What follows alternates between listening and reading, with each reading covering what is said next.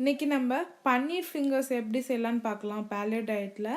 இதுக்கு தேவையான பொருட்கள் என்னென்னு பார்க்கலாமா? இதுக்கு தேவையான பொருட்கள் பன்னீர் வந்து நல்ல விரல் நீட்டத்துக்கு நல்லா கட் பண்ணி வச்சுக்கணும். இந்த மாதிரி நான் வந்து 200 கிராம் வந்து கட் பண்ணி வச்சுருக்கேன். பாதாம் பவுட்ரு வந்து ஒரு 4 டீஸ்பூன் தேவை.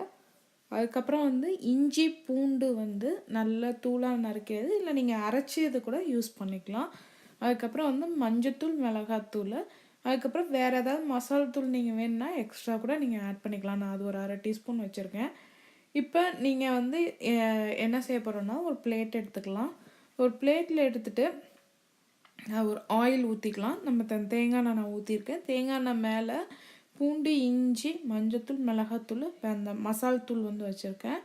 இப்போ இதை அதுக்கு தேவையான உப்பு போட்டு நல்லா கலந்துக்கணும். அதை கலந்துட்டு இதில் நம்ம பன்னீரை பிரட்டிக்கணும். பிரட்டிட்டு நம்ம அந்த பாதாம் பவுடரில் பிரட்டி இந்த மாதிரி பேக்கிங் ட்ரேயில் நான் அடுக்கி வச்சுருக்கேன்.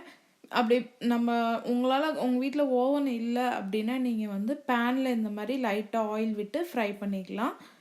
இப்போ நான் வந்து இது வந்து 275 டிகிரி சென்டிகிரேட்டுக்கு ஒரு 20 to 25 மினிட்ஸ் வந்து நான் இதை பேக் பண்ணியிருக்கேன். அழகாக வந்திருக்கு. இதோட நான் வந்து அவகோடா சட்னி, அவகோடா கொத்தமல்லி சட்னி வச்சு நாங்கள் சாப்பிட்ருக்கோம்.